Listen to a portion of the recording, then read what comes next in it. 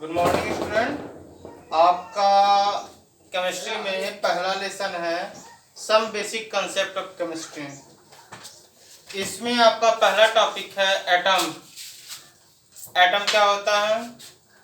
The smallest particles of an element. किसी भी element का स्मॉलेस्ट पार्टिकल जो इंडिपेंडेंट स्टेट में नहीं पाया जाता और अनस्टेबल होता है उसे एटम कहते हैं। एटम कभी भी फ्री स्टेट में नहीं पाया जाता है और वह हमेशा क्या रहता है? अनस्टेबल रहता है। दूसरा है आपका मॉलिक्यूल। मॉलिक्यूल भी स्मॉलेस्ट पार्टिकल होता है किसी सब्सटेंस का, लेकिन वह हमेशा इंडिपेंडेंट स्टेट में पाया जाता है और स्टेबल होता है। ठीक है।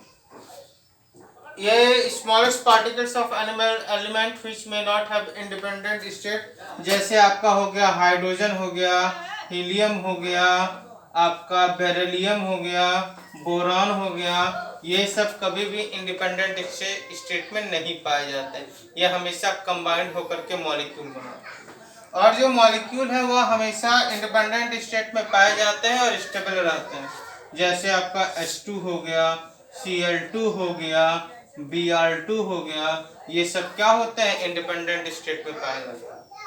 अब एटॉमिक मास क्या होता है? किसी भी एलिमेंट के जो एटम्स हैं वह बहुत सारे स्टेट में पाए जाते हैं।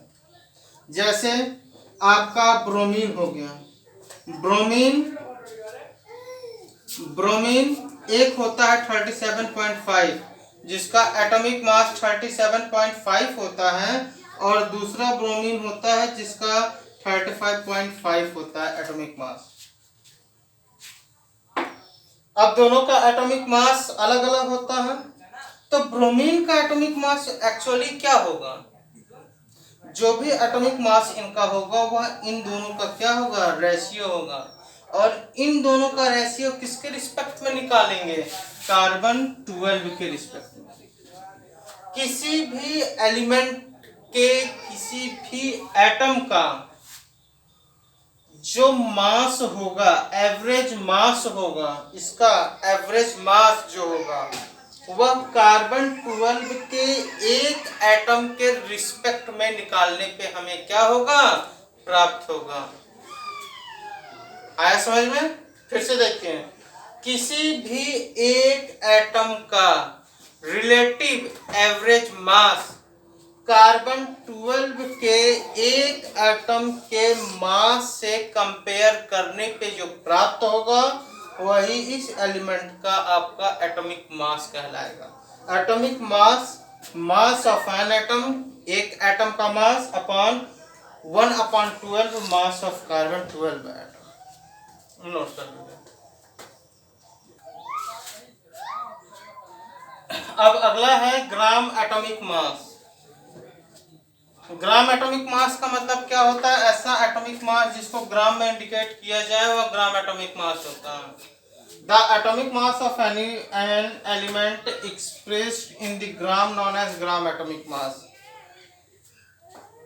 The atomic mass of an element which is expressed in gram known as gram atomic mass. अब आपका अगला है एटॉमिक मास यूनिट AMU, और आज प्रेजेंट टाइम में इसी AMU की जगह पे U से डिनोट किया जाता है। तो एटॉमिक मास यूनिट क्या है? A mass exactly equal to 1/12 जी mass of carbon 1 carbon atom. A mass an atom mass which is equal to 1/12 the mass of 1 carbon atom.